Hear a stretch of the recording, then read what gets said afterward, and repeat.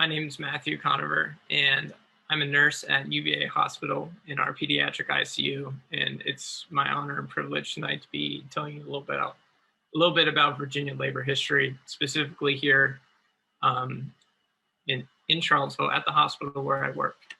And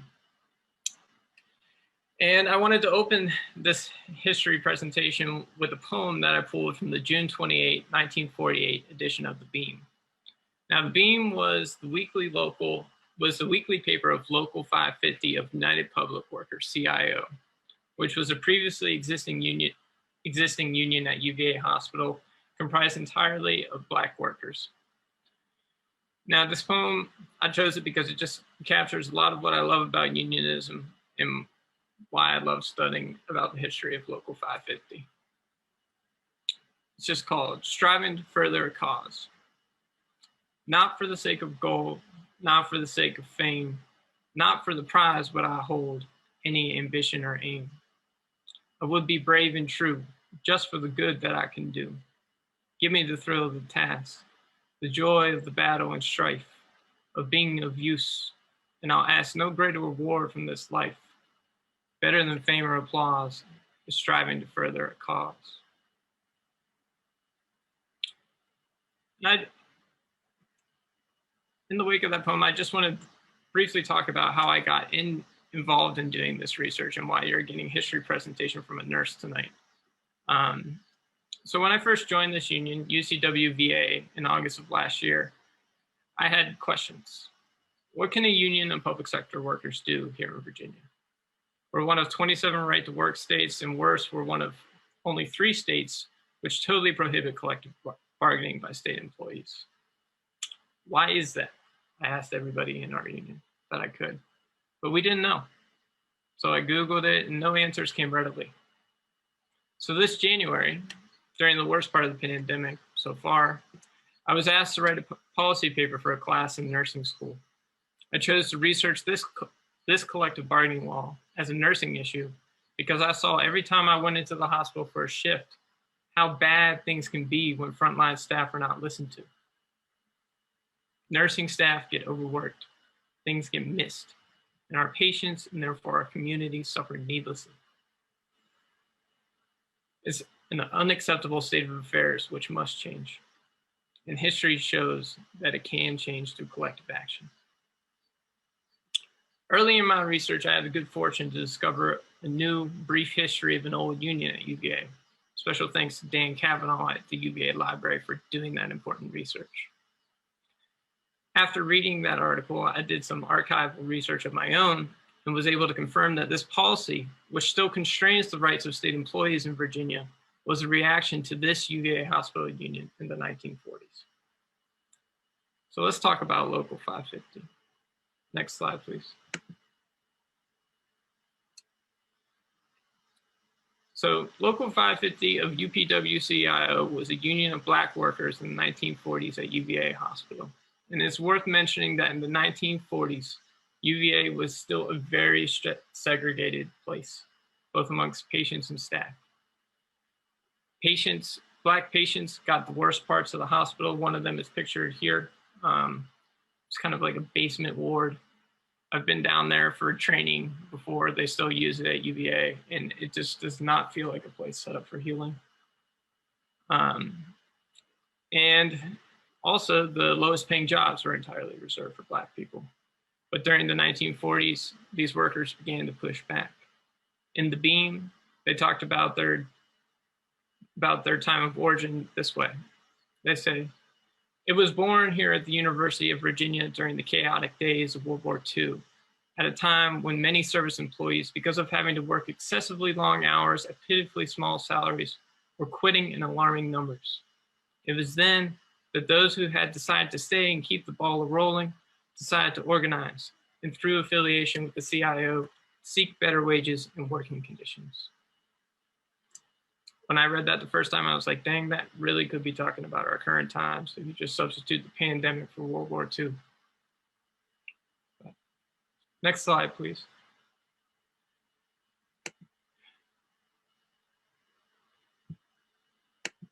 So the individuals that would make up Local 550.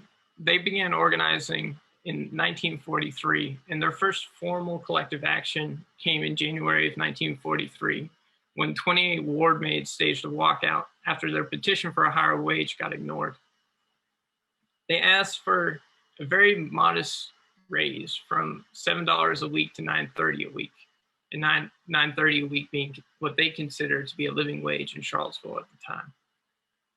In response, the hospital temporarily fired all 28 of these ward maids. They responded by forming a citizens committee of leaders that was started by leaders in the community, and they sent a letter to President Newcomb, who was the president of the university at the time, making the case for why this was a fair and just thing to do. In response, Newcomb refused to collectively bargain with these 28 workers, and instead met with them each individually. And perhaps because he refused to do collective bargaining, he was able to bring everybody back at $9 a week. And so in some ways, it was still a win for the ward maids, but they didn't get the $9.30 a week that they considered to be a living wage.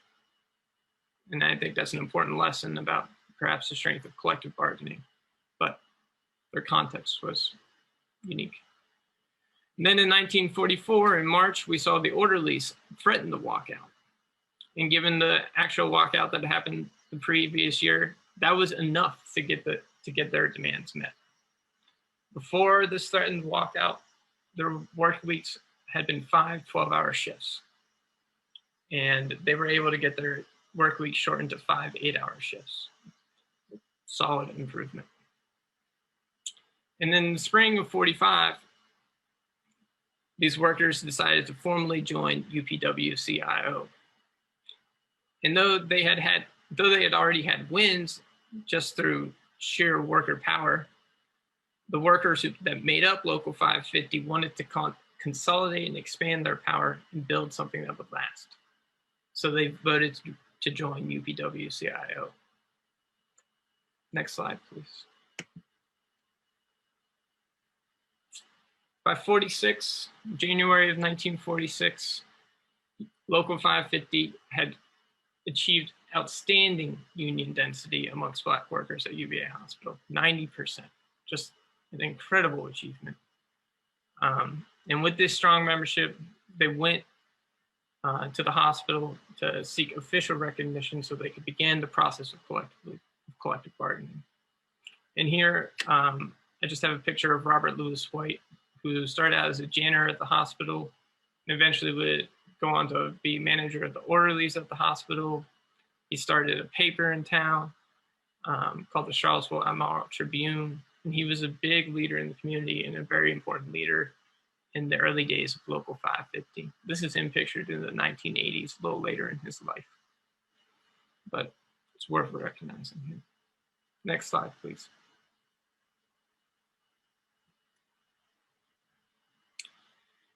Now, when they made this request to enter into collective bargaining with the university, the hospital and superintendent deferred. He's pictured here. He's the guy with the little Hitler mustache. He deferred to Dr. John Newcomb, who I already talked about, the university president. And he said, "Oh, I don't have the authority for this." And he kicked the ball down the road to Richmond, to Governor William M. Tuck, who's also pictured here. Now, it's worth noting that Tuck was an ardent segregationist. He was an author of the Stanley Plan of Massive Resistance to the Integration of Virginia Public Schools. He was a member of the infamous Byrd Machine, an alliance of conservative Virginia Democrats, or Dixiecrats, as they were commonly called. And with this request for recognition from a group of Black workers at UVA Health on his desk, the segregationist turned to his General Assembly and asked them to pass a resolution that state employers are not allowed to even enter into negotiation with groups of state employees. And that would be what our General Assembly did. And on January 27th, they passed this resolution, making it an official state policy not to enter into collective bargaining. Next slide, please. This is just a clip from the January 28, 1946 edition of the Richmond Times-Dispatch. And I think it's worth reading this second bit here. Governor Tuck, in his message to the Assembly, asked that a resolution be adopted declaring that the unionization of public employees, state or local, in violation of public policy of Virginia, and that it is beyond the authority of any public official to recognize or negotiate with such a union with respect to any matter relating to government employees or their services. The governor explained, however, that his recommendation was not intended to abridge the right of any employee to join a union.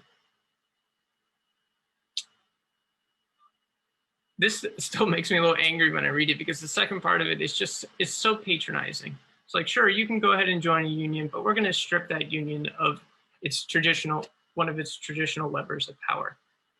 And that's basically been the Virginia state government stance towards public workers ever since. But at this point in 46, it was just official state policy. And now we're going to get a little bit into the history of how this goes on to become law. Next slide, please. So in 1977, a group of about 20 municipal employees in Arlington County formed a union and asked to enter into collective bargaining with their government there. But even this was too much for another segregationist governor, Mills E. Godwin.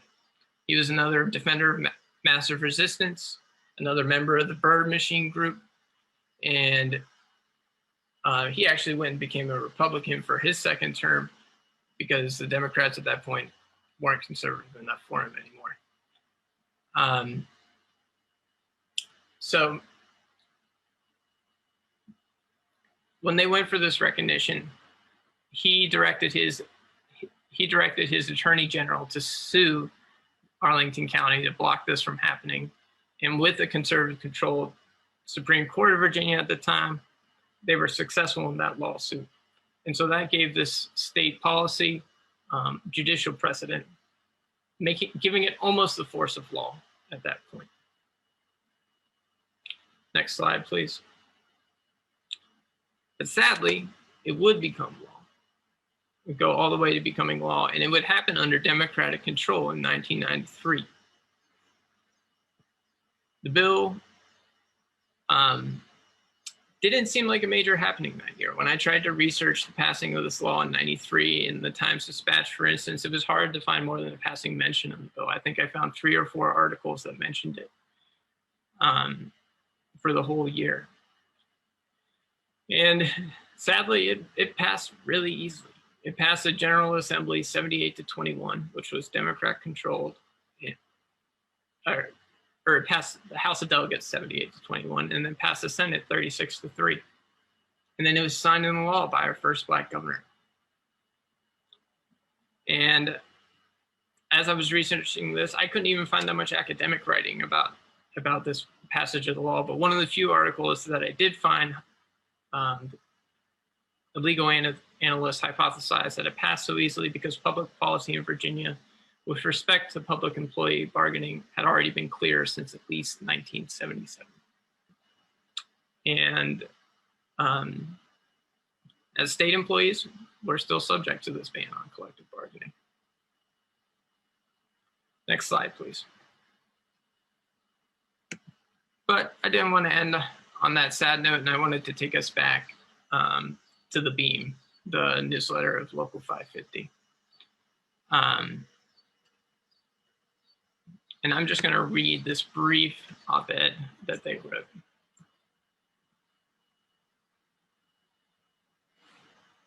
It would be foolish to confuse the real trend of events in our dear old Southland with the political shell game, which the Dixiecrats are trying to palm off on the public as an honest fight against federal domination of the states. Southern and Eastern controlled corporations whose officers are Republicans are in these things up to their necks. Make no mistake about it. So are anti-union Southern businessmen. Both groups know full well that adoption of a real civil rights program would encourage the growth of unionism below the Mason-Dixon line. And this would really upset the apple cart, since it would spell political death for the many lackeys who do the corporation's bidding in the legislative halls. Actually, the future political control of the South may be at stake. Those now in the driver's seat are viewing with alarm the campaigns which have doubled organized labor's membership in this region in the past 2 years. They're actually frightened by the growing young liberal groups which are joining with organized labor in fighting the old Southern tradition, which for too long a time have greatly inhibited the South's advancement economically and in the field of education. Yes, a new and better day is dawning for Dixieland. No power on earth can stop it. Progress is on the march.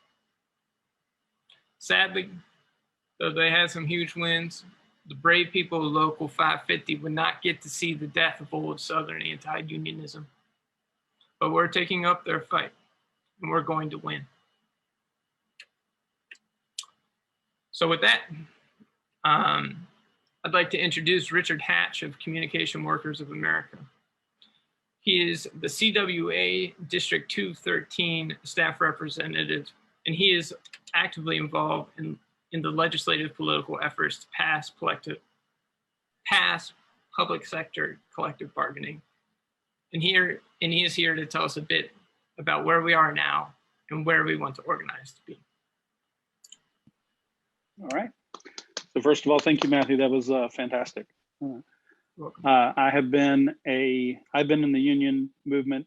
I've been in Virginia my entire life. I've been in the union movement for 20 years in various forms. And that's actually the first time I've ever heard that history. So yeah, I appreciate you doing that work and presenting it.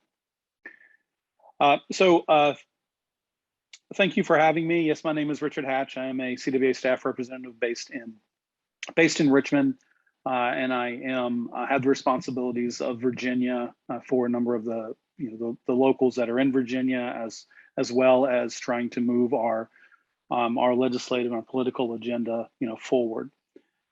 I want to talk briefly about kind of where we're at, where it comes with collective bargaining. And to do that, I have to also give a little bit of history about how we got here over the last 2 years, as briefly as I can without going into so much detail, but just so you understand kind of where we're at.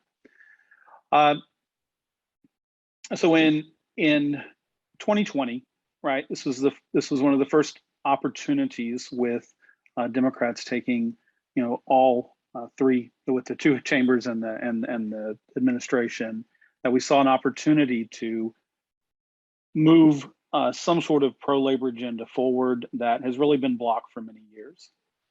And public sector collective bargaining is something that has been, it's been a fight since, for not only for, since the 40s, but it's really, a lot of people are still around that remember having collective bargaining in 1977. They remember it being taken away from them. And so it's something that, personally they've been fighting for a long time, because in some cases they lost their unions, right? They lost their contracts. So in 2020, working with, clearly the patrons, and we want to thank obviously Senator Boysko for introducing, also Senator McClellan and Senator Hashmi for being on the bill that was introduced as well as Delegate Guzman for introducing HB 582 in the House, and of course Delegate Hudson and Delegate Rasul, who are also supportive of that bill. When this bill came forward initially, we worked with a number of labor unions throughout the state of Virginia. CWA was obviously involved, as well as other unions that that has interest and has represented members in the public sector, even in Virginia, without a contract, right? We worked with the Attorney General's office to make sure that what would pass would be appropriate, that the language would be good, and that we wouldn't have a problem like we did before, which was the Dillon rule that kind of took away that ability to, or they utilized, I should say, to do away with the contracts in essentially Arlington. I think it was 13 other localities in 1977. And so what we ended up with originally was a very good bill. It's 10 pages long, and what it does is it set up a structure, it set up a framework. It took, Virginia, which was one of those 3 states that didn't have any type of collective bargaining, and it made it one of the better states to have collective bargaining with those 2 bills, which were similar. It set up what was known as a PERB, Public Employee Relations Board. And that was important because the PERB gives you the ability, like the National Labor Relations Board for private sector bargaining, gives you the ability to bring disputes. It gives you the ability to determine if there's a question about bargaining units, what a bargaining unit might be, right? Who does that include? An example at a university, right? Does it include all employees? Does it include just folks in the library? Does it include just folks that happen to be, tenured professors? Does it include this department, that department? All of those things can be a question.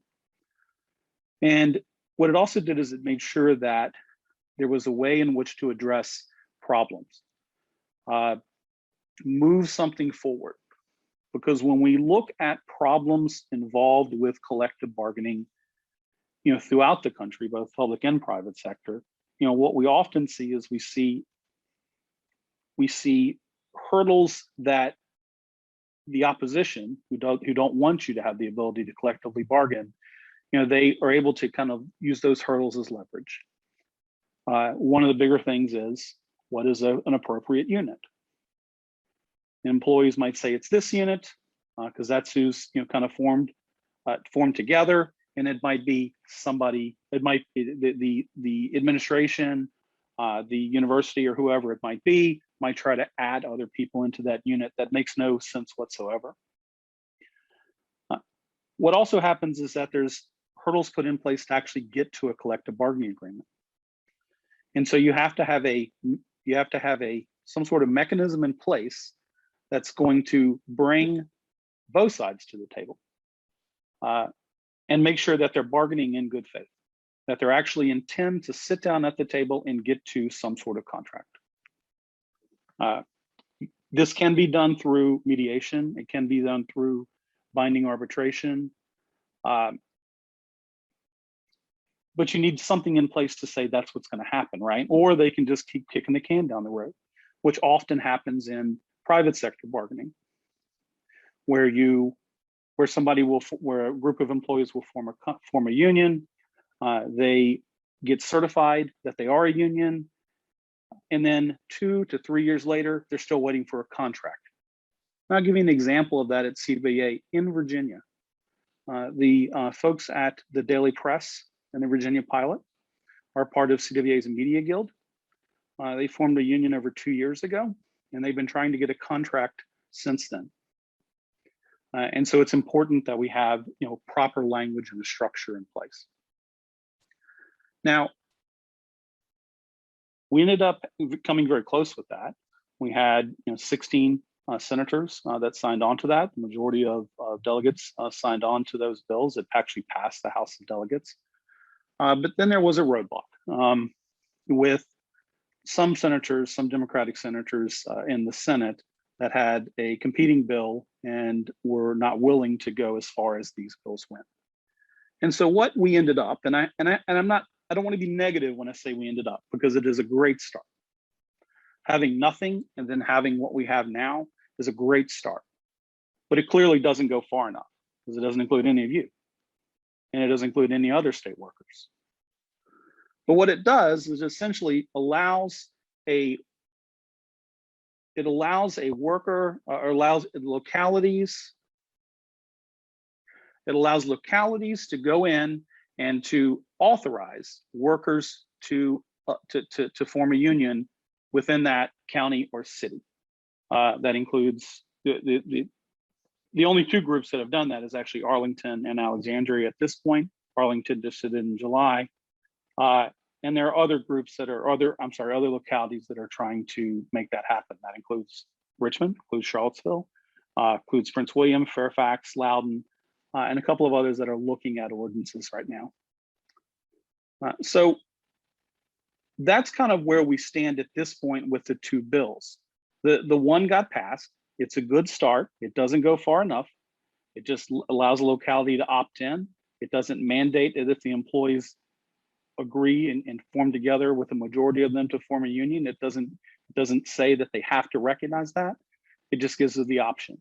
And of course, we know many localities out there are going to say, no, we don't want that option. We want to deny those employees to do that. So what's that next step? So that next step is essentially we need to pass legislation that is going to allow collective bargaining, and it's going to allow collective bargaining for state employees. It's also going to allow collective bargaining for higher ed and also other institutions like ABC, stuff like that. That's a state-controlled enterprise. We have had conversations with Governor McCullough. He has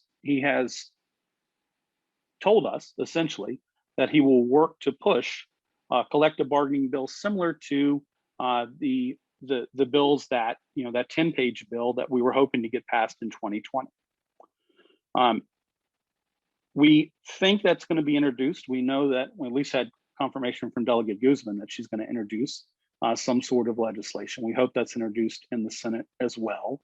It may not look exactly the same because we also have to deal with the fact that there's now ordinances out there that have set up their own system for collective bargaining. And so what does that look like? Does this, we'd have to somehow account for that? Does it just override that completely and this takes effect? Or is there a way to kind of work that in for the work that's already done? Let me just one quick thing on where we stand, and then I want to talk very briefly about what we need to push for that's above and beyond what was even in those bills in 2020. There was supposed to be a working group that was established with the Secretary of Administration and the Secretary of Finance. There was some brief conversations with Secretary Conover when she was there. She then left and went to the private sector, and of course COVID happened, right? So as of November of last year, there was supposed to be a report that was supposed to be created to talk about what state collective bargaining looked like. That was pushed for a year. We now have a new Secretary of Administration in Grinley Johnson. That report now is supposed to be done by November of 2021, and yet there has not been a working group that's met. So we very much doubt that report is going to be done, or if it's done, it's not going to include the workers, which is, of course, is a problem. Realistically, we feel that we're going to need to make sure that there are people that are in place, including people in the administration who are going to help to support the broader collective bargaining bill. Now, briefly, ultimately what we'll need to do is expand on even that language, which may not be this time. It may be stuff to do in the future. And that includes making sure that we have language that includes everybody that could be on this call, folks that may not be considered a state employee, graduate students, other groups that we have to make sure are included within that language of the bill to be able to bargain or to be able to consider an employee for purposes of forming a bargaining unit. This bill also does not give the right to strike. In most states, public safety doesn't have the right to strike. However, in other localities, you do have a strike option. A strike is something that is very important because it is the biggest leverage that we have as workers. It is the leverage that we have to deny an employer of our work. And there are ways in which that happens to where it goes through a process. And once that process is exhausted, whether that be mediation, binding arbitration, whatever, that if we cannot get that, then it gives employees the right to strike. But right now, there is zero right to strike for state employees within any of this language. And so that's something to work for in the future. What we also need is, as this says, tougher consequences when employers don't abide by the legislation. It's extremely important. Just as I gave the example of the journalist that are here in Virginia, unless there are consequences for these localities or for universities, then they do not feel the need to come to the table and bargain effectively. It reduces the leverage that we have unless they face some certain consequences. And so with that, obviously, we need a structure. We need to make sure that language will be included in legislation. Last thing I want to say is I appreciate Vice President Cook talking about the work that we're trying to do and the work that we need to do to make sure we build power. We're going to have to make sure that the General Assembly we have the people there. If we lose the House of Delegates, if we lose the governor's office, if we lose the lieutenant governor's office, because there's a very thin margin in the Senate, and if we also lose the attorney general, who was again helpful on this, and a attorney general that's different could be unhelpful, detrimental. And so it's very important that we make sure that the people that we elect into office are going to be there and support us.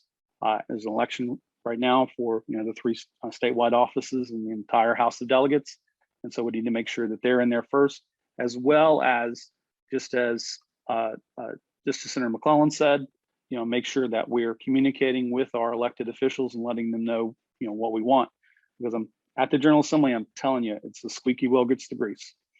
And if you're not constantly telling people, then you're often forgotten over the noise. And with that, I will end. Thank you.